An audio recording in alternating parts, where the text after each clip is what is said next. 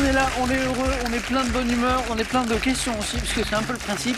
D'ailleurs, ça s'appelle Question pour un champion. Et tous les soirs, on a un champion ou une championne. Et parfois, certains enchaînent, comme notre champion d'ailleurs, qui fait un joli parcours. Je vais vous en parler. Accueillons nos candidats. Voici Gaël de Paris. Bonsoir Gaël. Bonsoir Samuel. Bonne première fois. Voici François qui connaît ce jeu, qui vient de Boulogne-Billancourt. Bonsoir. Ça va François? Installez-vous, deuxième buzzer. Et voici maintenant toute la population de Sucy-en-Brie qui est avec nous, puisque Bonsoir, Alexandra, Samuel. ça va? Très vient bien. de Sucy-en-Brie et Maxence vient de Sucy-en-Brie. Bonsoir Samuel. C'est incroyable, c'est incroyable. J'ai la moitié de la population de Sucy-en-Brie qui est avec moi. Non, il y a peut-être un peu plus d'habitants. Alexandra, ça ne rapporte pas de points, mais combien il y a d'habitants à la louche à Sucy-en-Brie? À la louche, c'est pas 65 000. Ok, ok. C'est 27 000. Voilà. Ah, j'étais pas loin. Vous n'êtes pas loin, très bien. C'est drôle quand même, le hasard. Comment on appelle les habitants et les habitantes de Sucy-en-Brie? Suciciens et suciciennes. Ah, c'est joli. Sucicien, Sucicienne. Ça fait beaucoup de... Oui, ça fait... C'est comment, une allitération? Oui. Alors, première fois pour Alexandra. Oui. Première fois pour Gaël. Oui. François a déjà joué il y a 2-3 ans. Maxence, j'en parlais, il enchaîne, je dis bravo. Il y a une belle histoire de record familial, puisque le papa de Maxence, le frère de Maxence, grand frère, petit frère? Grand frère. Grand frère. Grand frère. On brille dans cette émission. Le record familial, il est pas mal. Il est de 4 victoires enchaînées. Juste avant la cagnotte, Maxence, on s'en rapproche. Hein. On n'est pas loin. 3. On n'est pas loin. Ça, c'est beau. Il y a d'autres membres de la famille qui pourraient venir jouer ou pas? Oui, il y a mon autre frère, Amaury. Il n'a jamais joué à Maury. Il avait fait le spécial famille avec nous aussi. Voilà. Il a joué aussi à Maury. Oui, oui. Bon, faut qu'il revienne jouer maintenant. Ah bah oui, faut le motiver. Maxence, lors d'une émission précédente, on a parlé d'un sport assez méconnu en France, que j'ai découvert, moi, dans le pays concerné. J'ai regardé, je n'ai rien compris, que vous avez pratiqué. Ça s'appelle le football australien. C'est ça, le exactement. football australien, c'est pas le football américain, c'est pas le soccer, c'est pas notre football, c'est le football australien. C'est complètement à part, c'est un mélange de beaucoup de sports. Et c'est vrai que les premières fois on regarde, on a l'impression que tout est permis, on peut à peu près se taper dessus comme on veut, et qu'il n'y a pas de règles. Mais en fait, si, c'est très réglementé, et voilà, c'est quand même... Même le terrain. Le terrain, En fait, on joue sur les terrains de cricket. Oui. Là-bas, c'était pour occuper les joueurs de cricket pendant l'hiver. Ah. Et donc, du coup, c'est des terrains ovales qui sont assez grands, qui font plus de 150 mètres de long. Oui. C'est vrai que c'est particulier. Comment le décrire? C'est un mélange de rugby et... Globalement, on dit mélange football. rugby-foot. Donc, Oui. il y a des plaquages, on joue à la main, on joue au pied, on peut faire des passes en avant, en arrière. Il faut voleyer les passes et il faut marquer des buts entre des grands poteaux comme au rugby. Il y a des petits poteaux à côté pour marquer un peu moins de points. C'est incroyable. Voilà. Ils ont un peu mélangé tous les sports. Voilà, ils se sont dit, on va inventer un sport qui... Ce que reprend tout. Maxence oublie de vous dire, c'est qu'il a été champion de France. Oui, alors c'est vrai qu'il n'y a pas beaucoup d'équipes, donc c'est plus facile d'y Plusieurs arriver. fois. Hein. Mais quand même, on a réussi plusieurs fois. Ouais. Merci Maxence pour les explications. Je vous en prie. Maintenant, je comprends un peu mieux ce que j'avais vu à l'époque lors d'un voyage il y a très longtemps dans ce pays. Alexandra, le sport, Oui, l'athlétisme. beaucoup, mais beaucoup moins maintenant. Ah hein. ouais, mais ça a été très important dans votre vie. Ah oui, très longtemps, oui. À partir de, je dirais, l'âge de 13-14 ans, beaucoup de jusqu'à plus... compétitions. Oui. Hein. Oui, mais jusqu'à plus de 30 ans. Ouais. Donc avec une pause quand j'ai eu mes enfants. Mais oui, beaucoup avec des participations. Alors j'adorais les relais. On a fait des championnats de France plusieurs fois. 100 mètres, 200 mètres, 4 fois 100 mètres. Ouais. Soit en longueur aussi. Oui. Ouais. Et ils ont réussi à me faire un 400 mètres haie. J'ai cru que j'allais mourir à l'arrivée. C'est monstrueux. on change un peu de... Ça va très vite et en plus les obstacles à la fin ils montent. Oui. Enfin, je sais pas, ils mesurent 2 mètres à la C'est fin. étonnant, hein. Ah oui. Et c'est pas tout, parce que vous étiez passionné aussi de l'équitation. Oui, là, voilà. Et vous faisiez du concours hippique. Les mêmes jours que les compétitions d'athlétisme. Oui, on passait d'un stade à l'autre. Incroyable. Moi, j'étais jeune. Maintenant, je ne ferai plus. Emploi du temps chargé. Oui, mais tellement plaisant. Ben, j'imagine. Alexandra, première fois, hein? Oui, Bonne première fois. merci. Gaël aussi, première fois. Oui. Si on tire ce fil rouge du sport, Gaël, vous, c'est plutôt la montagne. Ouais. Vous êtes un amoureux de la montagne. Oui, mais pas forcément du sport. Non, d'accord, ok. Mais alors, du coup, Paris, la montagne... Moitié-moitié. Ah, vous arrivez à... Je consacre une grande partie de mon temps sur la Tarentaise, Ah, c'est bien. cette vallée qui part d'Albertville et qui se termine à Val d'Isère, D'accord. avec une partie hiver avec du sport, évidemment, du ski, mais aussi une partie été avec des espaces de randonnée absolument extraordinaires. On a quelques montagnes à escalader ici, qui s'appellent 9 points gagnants, 4 à la suite, jeu décisif parfois. Et la plus grande, c'est le face-à-face. Et je vous le souhaite, Gaël, pour la première fois. François, il a déjà joué, lui. Oui. Donc, comédien, Oui. scénariste, enseignant en université. Vous enseignez la dramaturgie et l'histoire du théâtre. Tout à fait. Vous menez des recherches aussi sur les formes théâtrales populaires comiques C'est ça. du Moyen-Âge au XVIIe. Voilà. Vous produisez au cinéma, vous faites du doublage, vous collaborez les scénarios. Ah ouais. Voilà, je n'aime pas m'ennuyer. Et je crois que vous avez publié un ouvrage aussi, Oui. assez récemment, Tout à fait, il vient de paraître. qui est le résultat de 10 ans de travail. Voilà, tout à fait. Qui porte sur quoi alors? Alors, c'est un ouvrage intitulé Les héros de la farce, Oui. et qui s'intéresse au genre justement de la farce au XVIIe siècle, parce que c'était un genre assez méconnu, parce qu'il a été souvent assez laissé de côté, parce qu'on considérait que ce n'était pas un genre suffisamment raffiné, alors que ça plaisait à toutes les strates de population. Et donc, moi, j'ai fait quelques recherches, on va dire, pour tenter de découvrir à quoi ça ressemblait, un peu de reconstituer un petit peu ce que c'était que la farce à cette époque-là, et qui a inspiré Corneille, qui a inspiré Molière, bien entendu, qui a inspiré même Racine dans sa comédie. Et donc, voilà, c'était vraiment un travail assez complexe. J'ai été aux quatre coins de l'Europe pour le mener. Ce que j'allais vous parler, c'est un travail de recherche sans doute important. Et vous avez dû vous déplacer pour retrouver les sources, c'est ça? Voilà, tout à fait. Donc en bibliothèque, dans des musées, notamment le musée à Stockholm. Donc j'ai été admis dans des réserves un petit peu secrètes. Donc voilà, il y avait un côté assez curieux, assez roman d'espionnage. Ça faisait un petit peu par moment. Ça s'appelle, pour ceux que ça intéresse, qui nous regardaient, ça s'appelle Les héros de la farce? Tout à fait. C'est ça, François. Eh bien, bon retour parmi nous. Merci. Je crois qu'on va pouvoir y aller. La première question nous parle de musique dans un instant. Vous êtes prêts? Alors on y va. Première manche. On va ouvrir, on va allumer les buzzers de nos 4 candidats. Ils vont s'en servir. Musique pour commencer, je le disais, pour un point. Quelle façon de chanter sans accompagnement? Alexandra. A cappella. Bataille de buzzer, tout le monde a buzzé. Alexandra, plus rapide. Bonne réponse. Chanter a cappella. Désigné par une locution italienne signifiant littéralement à chapelle, ça vient de là, a cappella, à chapelle. Un petit plaisir, on aime la musique ici, un petit extrait. A cappella.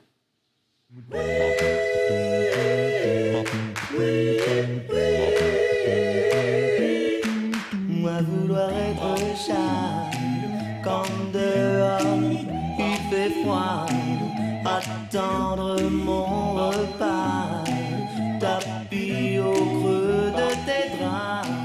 Ça, c'est le phénomène Pogo, on se rappelle, hein, c'est tout a cappella. C'était le chat, c'était plutôt pas mal. Bravo Alexandra, et pour 2 points, dites-moi quelle spécialité orientale, c'est de la gastronomie, servie en entrée froide, consiste, Maxence? Taboulé. Nouvelle bataille de buzzer remportée par Maxence, parce que ça buzzait, je l'ai entendu. Mélange de boulgour, de tomates, de persil, de feuilles de menthe, c'est le taboulé. Bonne réponse. Maxence, 2. Première question à 3 points, c'est de la télévision. Dès 1987, quel ex-membre de la famille des Charlot a incarné un vétérinaire dans la série Gaël? Gérard Rinaldi. Oh, vous vous rappelez, oui. Vous vous rappelez du nom de la série? Marc et Sophie. Oui, c'était sympa. L'un était vétérinaire, c'était lui, et son épouse était médecin. Oui, Julie Arnold. Bravo. Gaël, 3 points. Géographie. On est chez nous, on est en France, et on cherche cet îlot rocheux normand qualifié de merveille. Alexandra? Le Mont-Saint-Michel? Oui, de merveille de l'Occident.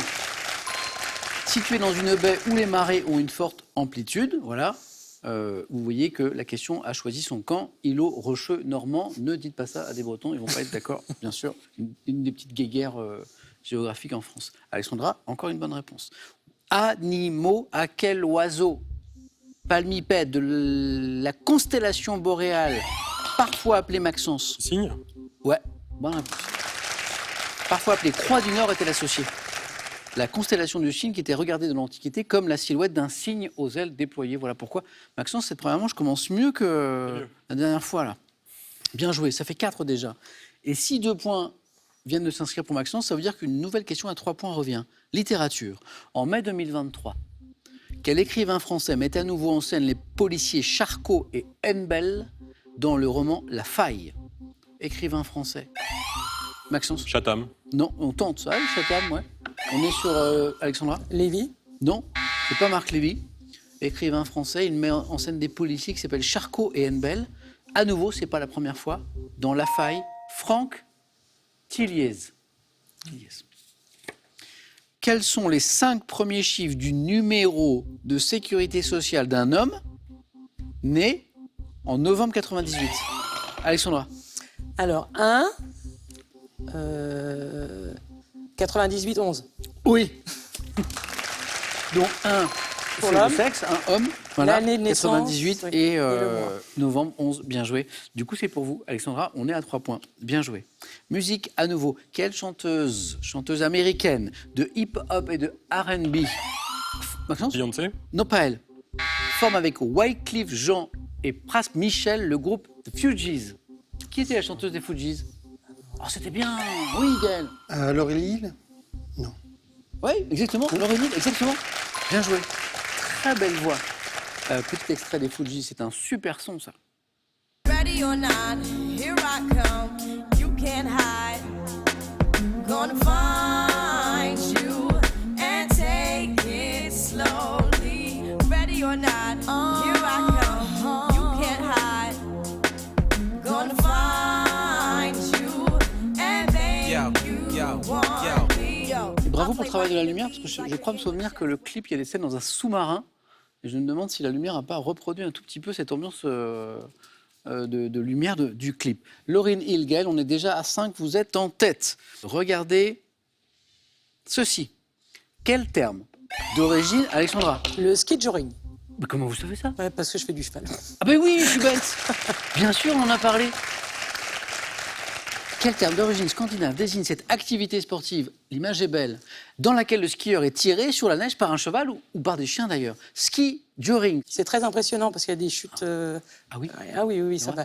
Là, ils sont à un attelage à 3 ou 4 chevaux, 3. Ouais. Ça va très vite. Ah oui. Ah oui. Ouais, et j'avais 3 points, Alexandra. C'est vous qui passez en tête, vous êtes à 6 points. Bien joué. Ne lâchez rien. On cherche un surnom signifiant cheval fou en français. Non? Qu'on a donné au chef de guerre. François? Mad Horse. Crazy Horse. Presque. Crazy Horse, exactement. Qu'on a donné, pourquoi je ne pouvais pas accepter Mad Horse, au chef de guerre amérindien de la tribu des Lakota, qui est né vers 1840, c'était Crazy Horse, exactement. Architecture, ça va jouer vite parce que je pense que vous l'avez tous les 4. Quel quartier financier du centre de Londres? Maxence? La Défense. Non. Alexandra? La City? Elle en profite, eh oui, parce que c'était Londres. J'ai pas entendu la oui, ville pardon. avec les buzzers, du coup j'ai... Quel quartier financier du centre de Londres abrite plusieurs tours, dont celle surnommée la râpe à fromage et le cornichon, en raison de leur forme, hein. C'est la City, Alexandra. On est au bord de la deuxième manche. Quel mathématicien français créateur de la géométrie descriptive? Alexandra? C'est pas Euclide, non. Non, c'est pas Euclide. François? Châle. C'est pas Châle. Pris en 1794 une part active à la fondation, Lavoisier? c'est pas Lavoisier, de l'école polytechnique.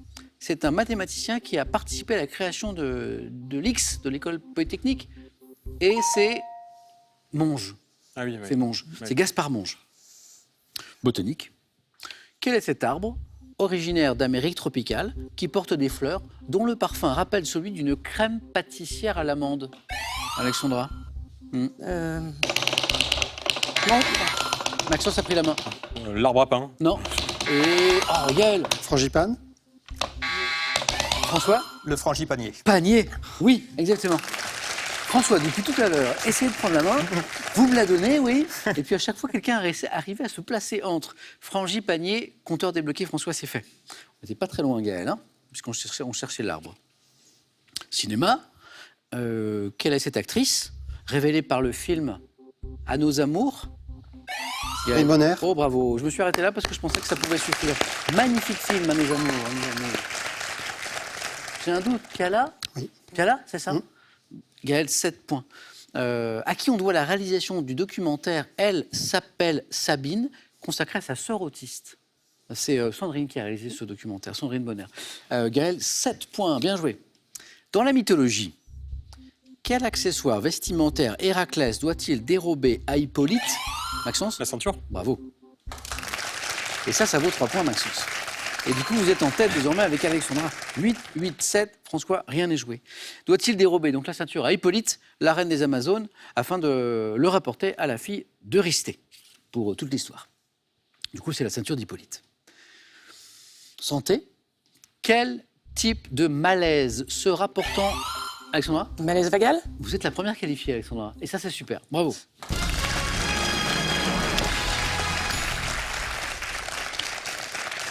Je reviens au malaise. vagal, puisque Alexandra nous le donne très vite. Quel type de malaise se rapportant au nerf vague ou pneumogastrique peut être provoqué par une émotion intense, notamment c'est le malaise vagal. 2 points donc, sur chaque bonne réponse, à partir de cette question. Gastronomie, quel nom donné en souvenir des origines créoles de la première femme de Napoléon Ier porte les apprêts sucrés? Maxence? Joséphine? Non, à base de rhum et de banane. Donc, effectivement, en souvenir des origines créoles de la première femme de Napoléon Ier, et le nom qu'on donne aux apprêts sucrés à base de rhum et de banane, c'est... À Beauharnais? Exactement. Donc on pouvait partir vers Joséphine, et Gaël, c'est bon. Oui, on pouvait partir d'un côté ou de l'autre. Eh oui. Beauharnais, exactement. Gaël, première fois. Oui. Nos 2 nouveaux sont qualifiés les 2 premiers. Ça, c'est super. François, je le répète, rien n'est joué, surtout à coup de 3 points. Mais c'est vrai que Maxence a fait une belle partie du chemin. Pour 3 points, donc, c'est du cinéma. En 52, quel film de Julien Duvivier raconte la rivalité entre le curé et le maire? François? Don Camillo. Non. Le petit... Dites rien. D'un village italien, joué respectivement par Fernandel et Gino Cervi. Maxence? Petit monde de Don Camillo? Je suis désolé, parce que je l'aurais pas eu en plus. Oui, bonne je réponse l'aurais pas eu. Maxence, bonne réponse. Et on dit merci à François. Ouais, je suis désolé, parce que je l'aurais pas eu vraiment. Vous êtes qualifié Maxence. François, il est sur la bonne piste, il dit Don Camillo.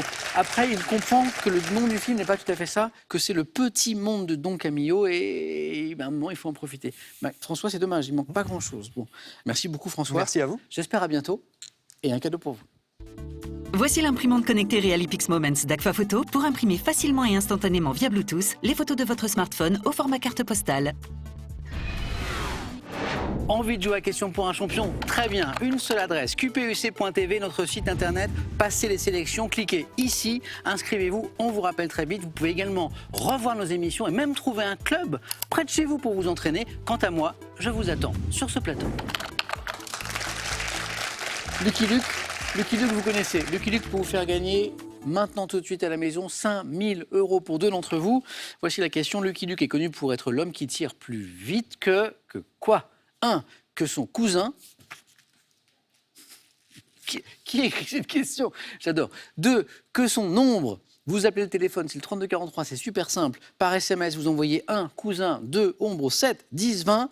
On tire au sort parmi les bonnes réponses. Ça veut dire que vous pouvez gagner, pour 2 d'entre vous, 5 000 €. Et ça, c'est chouette. Maxence, on y est pour tenter la 4e. Gaël, belle première fois. On joue aux 4 à la suite dans un instant. C'est Alexandra qui va choisir la première, je le disais, parmi les thèmes que voici. Alexandra, Gaël, Maxence, on joue avec les dessinateurs de presse. Joli thème. Les films se déroulant à Londres. Les sportifs nés en septembre. Et le thème mystère. Prenez votre temps, Alexandra, le temps que vous voulez. Le thème mystère. Oui? Oui. Alexandra? Vous qui aimez le sport, les sportifs nés en septembre, ça vous a pas... Non, parce que j'aime bien le sport, mais je connais pas tous les sports et Oui. tous les sportifs non plus. D'accord. Le thème mystère est pas mal. C'est de la menu monnaie. Des petits sous. Ouais, variation autour de... Oui, de la menu monnaie, c'est ça. C'est pas mal, c'est pas mal. Oui. Alexandra, on essaie d'aller encore plus loin. On va essayer. Hein, première qualifiée, ça c'est beau. Première manche passée, on essaie de se qualifier pour le face-à-face avec le meilleur score possible en 2e manche. Prête? Prête. On y va. Top. Quelle opération popularisée par Bernadette Chirac et David Douillet permet de Les collecter pièces des jaunes. fonds? Quelle monnaie divisionnaire russe porte un nom employé dans une expression signifiant que tel ou tel objet ne vaut pas grand-chose? Un copec. Quelle unité monétaire de la Grèce antique valant 1/6 de la drachme porte un nom désignant de nos jours une offrande de peu d'importance? Une offrande de peu d'importance. Passe. Quel terme issu du latin signifiant demi désigne la monnaie de faible valeur qui, au Moyen-Âge, valait la moitié du denier de base? Sesterces. Dans les années 70, faute de pièces de petite valeur, de quelle unité monétaire les commerçants italiens rendaient-ils la monnaie avec des bonbons? Unité monétaire. La lyre. Quel terme désignant le complément d'une somme en petite monnaie? Ça, vous l'avez. Quel terme désignant le complément d'une somme en petite monnaie dérive d'un verbe signifiant rétribuer? Désigne le complément d'une somme en petite monnaie. On dit qu'on fait... Ouais, Je vais vous faire, vous donner un gros billet pour acheter un truc, eh ben, je vais vous faire Non. La pointe. la pointe. Ah, La pointe. d'accord. Ça ne changeait rien de toute façon. 2 points, Alexandra. Oui. C'est un bon score, ça peut suffire. peut Vous me, suffire. vous me donnez la lire. Vous me donnez le deuxième point, il y a le kopek. Oui. Ça, c'est pas mal. Quelle monnaie des visionnaires russes porte un nom employé dans une expression signifiant que tel ou tel objet vaut pas grand-chose, hein, c'est Un kopek. quelques kopeks. Et l'opération pièce jaune popularisée par Bernadette Chirac et David Douillet. Et c'était pas 3 questions qui se suivaient, donc Oui. L'unité monétaire de la Grèce antique. j'étais sur le drachme, mais quand vous avez dit drachme, Ah ça oui. ne m'allait plus, parce que du coup, je savais pas. Donc toujours sur l'idée de la menu monnaie, valant 1/6 de la drachme, porte un nom désignant de nos jours une offrande de peu d'importance. Nos bols. Le bol. Oui. Ah bah oui. ça y est, enfin, mais après. Ouais, c'est après. revenu au bol. Voilà. Et ça, on peut l'utiliser dans le langage courant aujourd'hui aussi. Quel terme issu du latin signifiant demi désigne la monnaie de faible valeur qui, au Moyen-Âge, valait la moitié du denier de base? C'est la maille. La maille. Et les jeunes aujourd'hui, ils utilisent ce mot pour parler d'argent. C'est La ça. maille. Je suis plus assez jeune. je La crois. maille. Bon. En plus, c'est drôle parce que c'est un mot qui revient de temps en temps. Oui, Alexandra, ça peut suffire cette histoire. peut-être. Ça on va verra. dépendre de nos amis. 2 points, allez-y. C'est pas mal, c'est pas mal. C'est quand on fait un point qu'on s'inquiète. Gaël, est-ce qu'il y a quelque chose qui vous séduit là? Si vous aimez lire la presse, les dessinateurs de presse, c'est pour vous. Si vous aimez le cinéma, les films se déroulant à Londres, peut-être. Et j'ai aussi les sportifs nés en septembre. On va essayer de partir à Londres. On fait ça? Venez. Ville que vous aimez peut-être. Oui, sans la connaître particulièrement bien.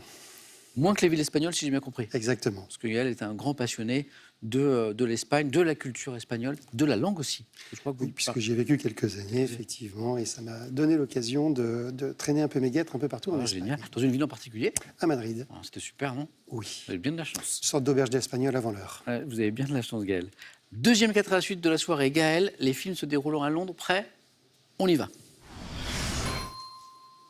Top. En 1980, dans quel drame de David Lynch se passant à Londres en 1884, un chirurgien découvre-t-il un homme difforme dans une Elephant baraque Man. foraine? En 2011, dans quel film un orthophoniste de Londres réduit-il un monarque incarné par Le Colin Discours du roi. Firth pour qu'il ne? En 2021, quel film en prise de vue réelle d'un classique des studios Disney avec Emma Stone dans le rôle titre se passe dans le Londres des années 70? passe. En 2018, dans quel film évoquant la ville de Londres en 1940, Gary Oldman incarne-t-il Winston Churchill? Je passe. 2001, dans quelle comédie romantique qui a incarné un succès mondial, Renée Zellweger incarne-t-elle une londonienne complexée?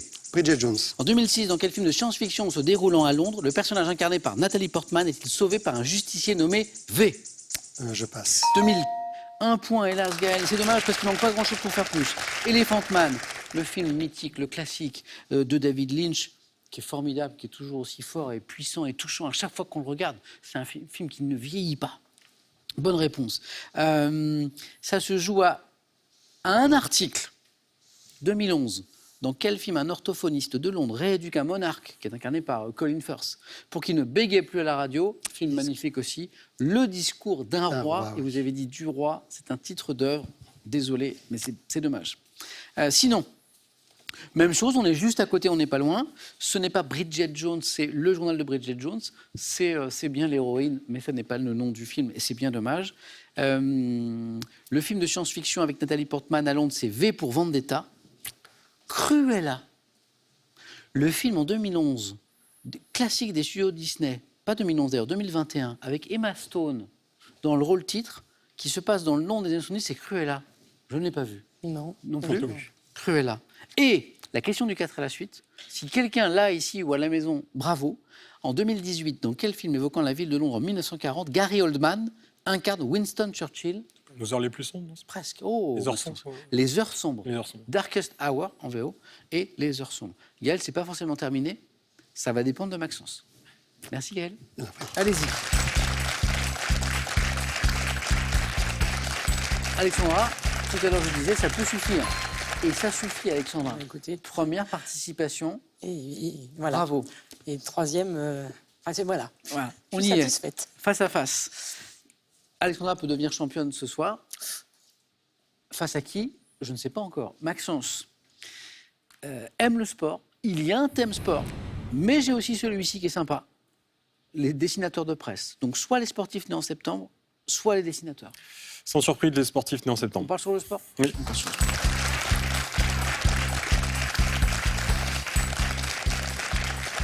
Au moins un point. Et puis 2, 3, 4, c'est encore mieux. Prêt? Prêt.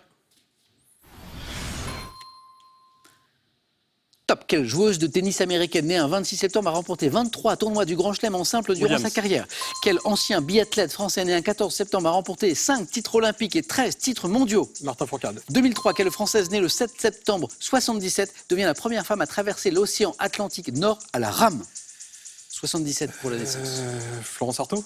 2018, en remportant l'argent en snowboard cross, quelle sportive de moins de 17 ans devient la plus jeune française médaillée aux JO d'hiver? Pauline Lacroix. 36 à Berlin, quel athlète né en septembre Casey Owens. 1913? Quel athlète tchèque né le 19 septembre 1922, spécialiste des courses de fond, a été surnommé la locomotive humaine? Tchèque, Oui. le grand, l'immense. Zatopek. Ah oui, Bah oui. Émile Pardonnez Zatopek, pas. ça ne changeait rien. Oui. Vous étiez qualifié et vous avez 2 points Maxence. Jessie Owens, bonne réponse. Martin Fourcade, bonne réponse. Qui s'enchaîne avec Williams. On ne tente pas le prénom. On ne sait jamais s'il y a un sait petit jamais. piège sur la sœur. On ne sait jamais. C'était Serena. C'est ça. Serena Williams. Sinon, la Française qui devient la première femme à traverser l'Atlantique à la rame, l'Atlantique Nord, elle est née en 77, c'est, vous vous en souvenez? Incroyable aventure. Maude Fontenoy. Fontenoy, oui. Ok. Et cette fois en snowboard cross, discipline très spectaculaire. En 2018, en remportant l'argent dans cette discipline, quel sportif de moins de 17 ans à l'époque? C'est Perrine. Perrine, oui, j'allais dire. Non, Non. non, ça n'est pas elle. Ah bon. J'aurais dit. Devient la plus jeune Française médaillée aux Jeux d'hiver, c'est Julia Pereira. Voilà. Pas du tout. Pereira me suffisait. Son nom complet, c'est Julia Pereira de Souza Mabilo. Oui. Voilà. Mais Pereira me suffisait. Bravo Maxence. Merci. Ça veut dire qu'on va jouer un 4e face-à-face. Oui. Bravo.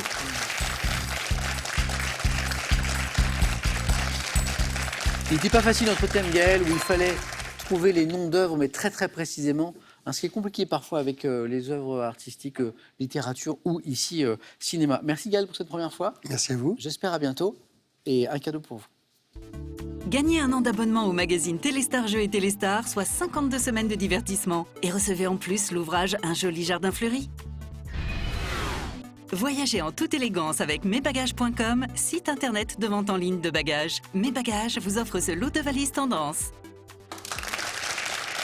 C'est une belle somme et en plus elle est à gagner pour 2 d'entre vous. Je veux parler de ces 5 000 € que nous mettons en jeu ce soir. Une question autour de l'univers de Lucky Luke. Lucky Luke que vous connaissez, qui est l'homme qui tire plus vite que 1, son cousin, 2, qui tire plus vite que son ombre, 3243 le téléphone, 3243. Et sinon le SMS marche très bien aussi. Vous envoyez 1 pour son cousin, 2 pour son ombre, ou 7, 10, 20, on tire au sort parmi les bonnes réponses. Bonne chance, 5 000 € à gagner. Et pour 2 d'entre vous, Maxence joue, je le disais, pour un 4e face-à-face d'affilée. Alexandra, belle première fois. Qui sera champion ou championne ce soir? À tout de suite.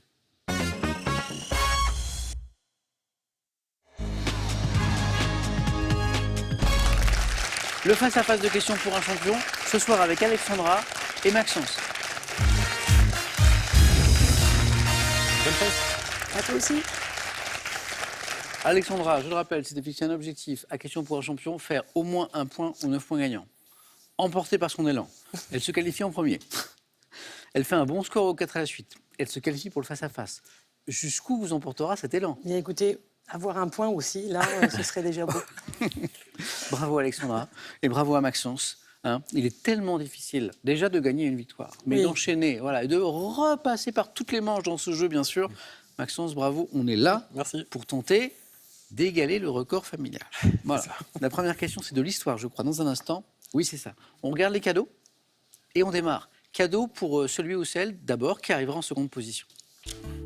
Profitez d'un an de cours de langue gratuit avec Babel, la méthode basée sur des conversations réelles pour apprendre efficacement une nouvelle langue. Lenovo et Boulanger sont ravis de vous offrir ce PC portable Lenovo Yoga 6. Fin, léger et tactile, il vous accompagnera partout.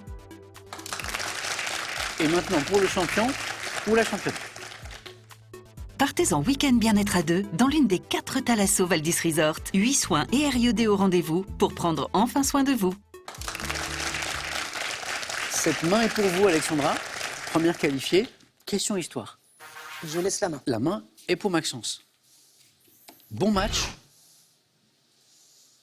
Top type de femme de tout âge dont Henriette de Visme a raconté dans un livre l'histoire authentique et touchante. Je fus encensé pour mon œuvre. Les courtisanes? Non. Top patriotique avant d'être soupçonné de débauche ou d'espionnage. Me chargeant d'écrire des lettres à un inconnu et de lui envoyer des colis sur le front, j'étais censé soutenir le moral des soldats au cours de la Première Guerre mondiale. Femme associée aux filleuls. Les munitionnettes? Non. Top associée aux filleuls que je... Les marraines. Précisé. Les marraines de guerre. Exactement. Eh oui, c'est ça. Bravo. Ces femmes dont Henriette de Visme a raconté dans un livre l'histoire authentique et touchante, les marraines de guerre. Alexandra, c'est parti, 2 points. Donc on est déjà au-delà de l'objectif. Maxence, animaux. Je laisse la main. Oui. Alexandra. Top production animale, dont le nom est suivi des mots ronds aux 2 pôles. Dans un poème de Jacques Roubaud, je m'accroche à un support tel que des rameaux de bruyère au moyen de la blase. Pesant seulement quelques grammes, je suis confectionné par les chenilles de Bombix Mori. La soie? Non. Top. Grâce à leur glande série. Le cocon. C'est ça. Exactement. Alors, le cocon est constitué d'un long fil de soie, c'est vrai. Mais nous cherchions le cocon. Enveloppe constituée, disait la fin de la question, d'un long fil de soie gainé par une substance gluante qui s'appelle le grès. Je suis un cocon. Alexandra, voici 5 points en 2 bonnes réponses. Puisqu'il y avait 3.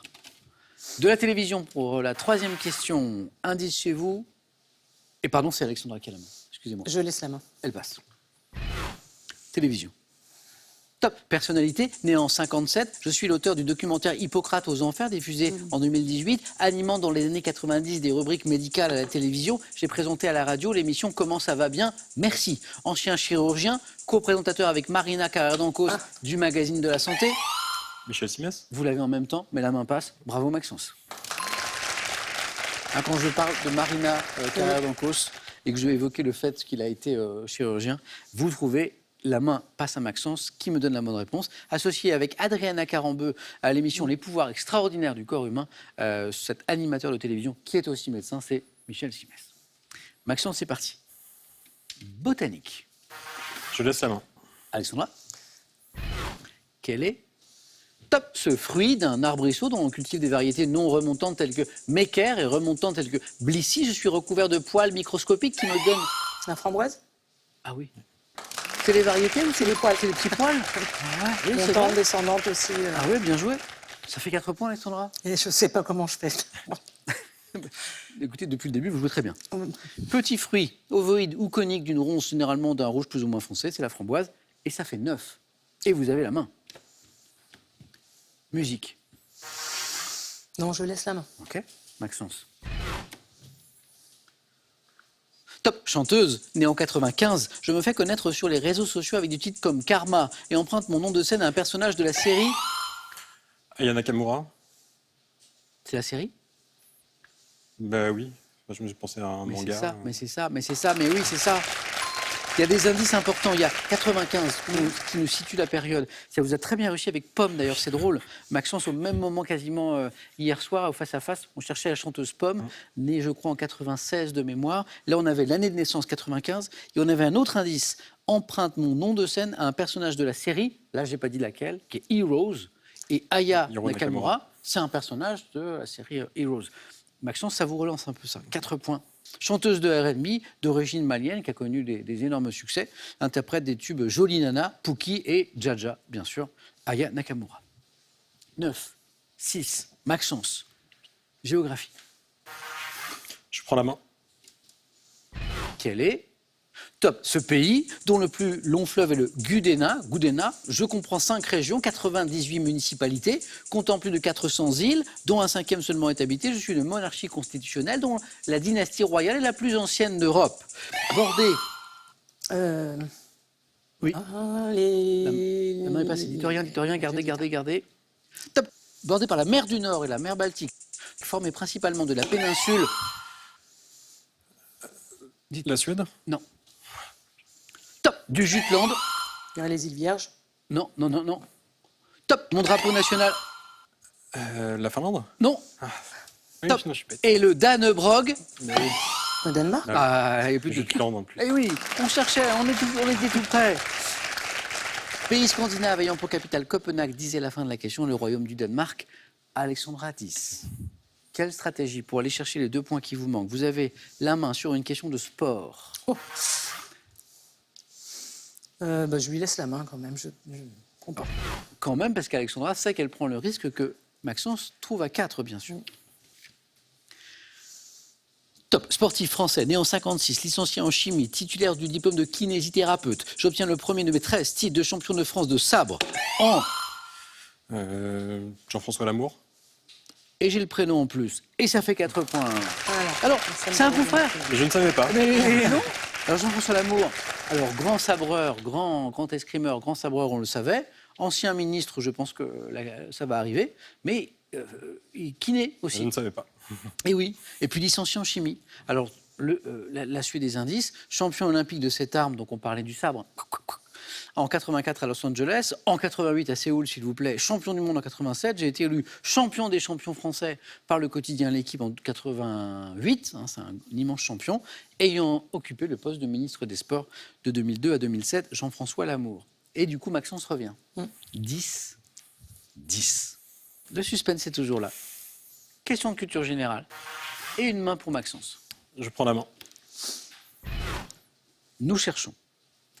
Top, une couleur que les peintres de l'Antiquité obtenaient grâce à des pigments comme le réalgar et l'or-piment. C'est la découverte du chrome par le chimiste... Cyan. Non.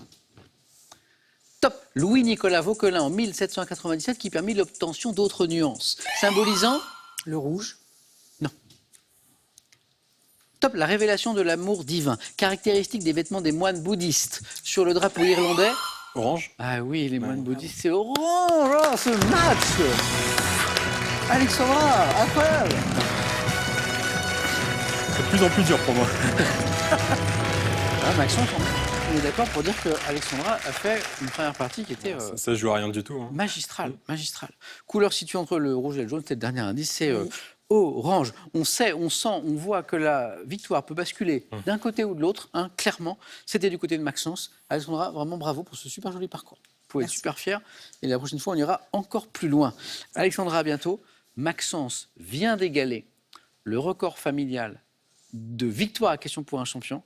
Est-ce qu'il veut le dépasser? Est-ce qu'il veut faire tomber la cagnotte? 3 000 € gagnés. Maxence, voulez-vous revenir demain mercredi pour tenter une 5e victoire? 5 secondes.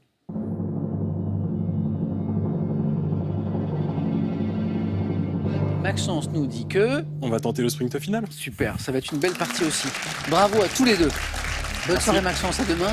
Et à demain aussi les amis, on se retrouve sur France 3 dans Question pour un champion.